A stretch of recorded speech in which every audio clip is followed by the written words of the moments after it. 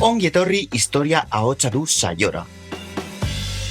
Non denboran zehar, bidaiatuko dugu munduko historiaren norabidea aldatu duten pertsonaia liluragarriak ezagutzeko.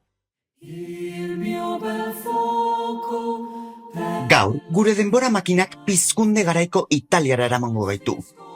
Jende artean, zientzian eta bizitzan oroar ikasteko, aurkikuntzarako eta berrikuntzarako grina berra aurkitu zuen garaia. Han, Galileo Galilei ezagutuko dugu. Fizikaria, matematikaria, astronomoa, hain jakin mina zuen gizona, ezen betiko aldatu baitzuen zerua ikusteko modua.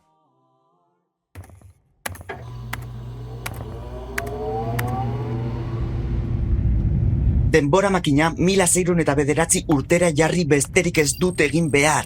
Eta goaz!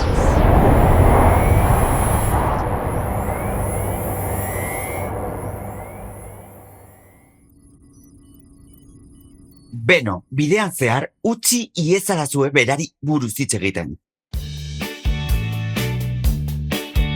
Galileo, 1564an jaio zen Pisan. Hori da, bere dorre okertuagatik famatu den hiria. Ziur nago lehenago ikusi duzula. 16. mendearen erdialdea aurrerapen handiko garaia izan zen garaia hau. Esploratzaileek itsaso ezezagunetan nabigatu zuten.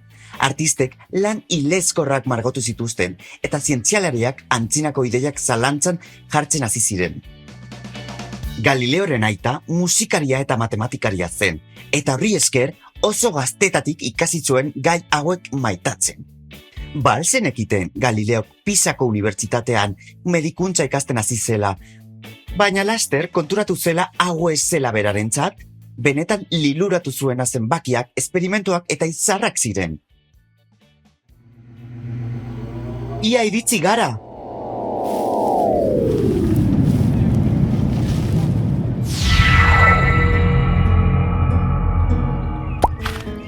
Beno, hemen nago.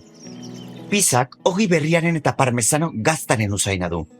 Eta ez dut gosaldu. Eta hor dago, tresnez, liburuz eta espazioko irudiz inguratuta. Galileo Galilei handia, placer bat zu ezagutzea. Ongi etorri etorkizuneko bidaiaria. Nahi alzenuke zeruan irekin teleskopio honen bidez begiratu, ziurtatzen dizut ez duzula berriro modu berean ikusiko. Noski, baina lehenik, galdera batzuk egin aldizkitzut. Oso jakin min handia dut garai honi eta zure bizitzari buruz.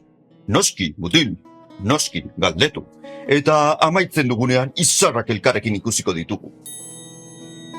Galileo, esadazu, nolakoa izan zen zure haurtzaroa?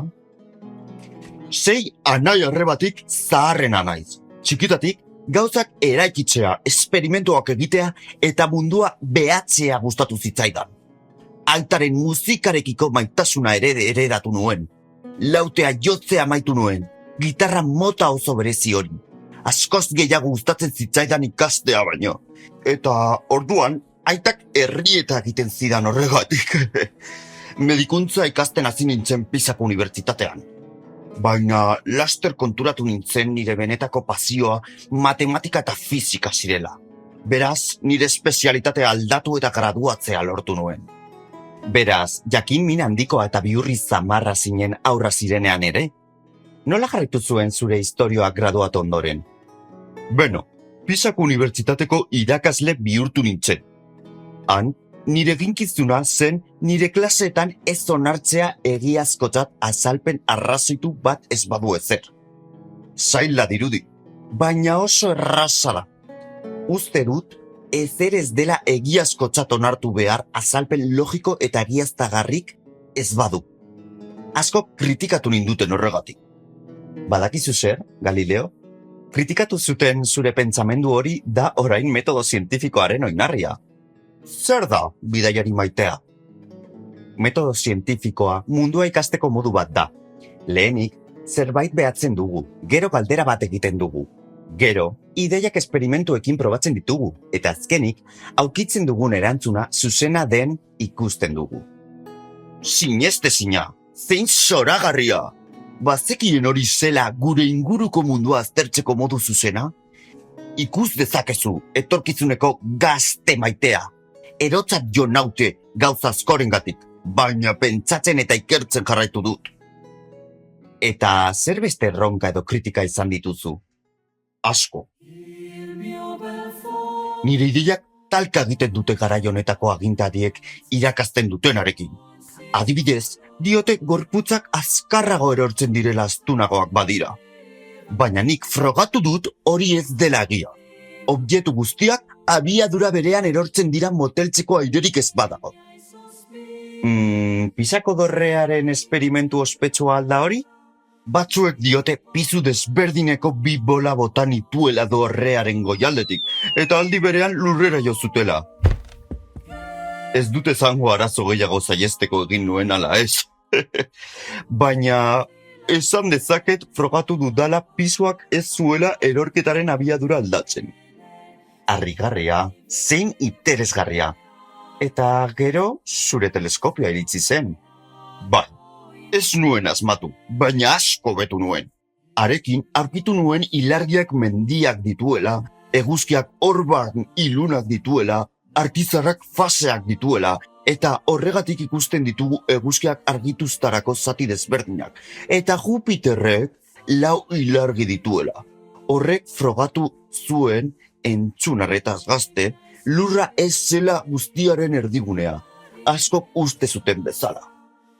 Ai, horrek arazo batzuk sortu behar izan zituen, ezta? Hori da. Lurra eguzkiaren inguruan biratzen dela dioen teoria babesteak erlijio agintariekin talka egin arazi dit. Iraultzailegia da. Arazo batzuk izan ditut. Epaitegira joan naiz azkenean, eta etxean geratzea behartu naute. Gainera, ez didate utzi nire ideiak eta aurkikuntzak zabaltzen jarraitzen, baina beti sinetsi izan dut jainkoarengan eta baita zientzian ere. Zelako ausardia, eta teleskopioaz gain, zer beste gauza aurkitu edo asmatu dituzu? Harro nago konpas geometriko eta militarra sortu izanaz, kalkulu konplexuetarako erabiltzen dena, ala nola distantziak neurtzeko eta artileria zua planifikatzeko. Erregela berezi bat bezalakoa da. Paperik erabili gabe kalkulo asko egiteko aukera ematen duena. Gorputzen mugimendua eta fizikak nola funtzionatzen duen azaltzen duten liburuak ere idatzi ditut. Garai honetarako ikuspegi berri bat eskainiz.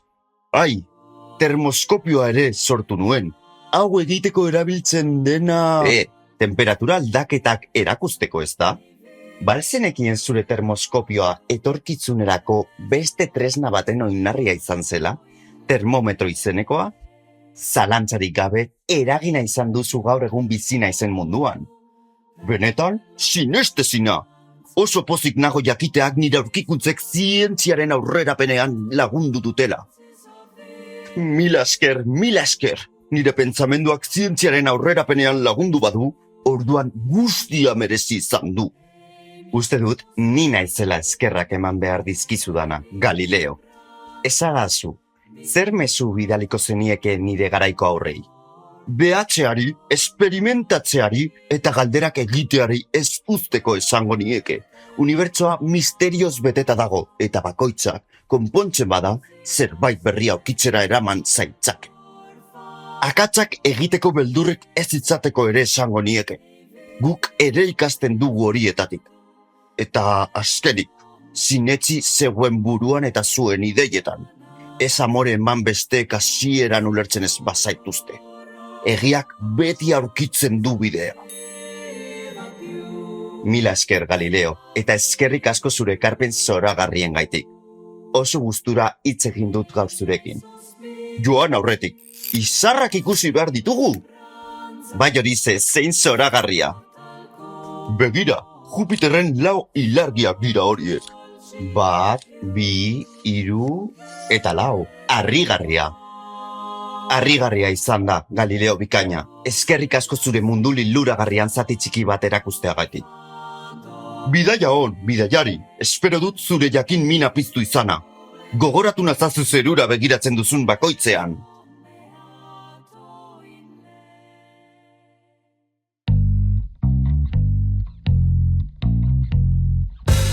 Gaur, Galileo Galilei ezagutu dugu. Gaztetatik oso pertsonaia bitxia. Errenazimenduan hasi eta zientzia modernaren aita bihurtu zena. Asmatzaile handi honek erronka handiei aurre egin behar izan zuen, baina bere pentsamoldeari esker, historia betirako aldatu zuen. Eskerrik asko iraganerako bidaia honetan gurekin bat egiteagatik. Laster, bere arrastoa utzi zuen beste pertsonaia bat ezagutuko dugu. Ez galdu, historiak ahotsa du den hurrengo kapituloa.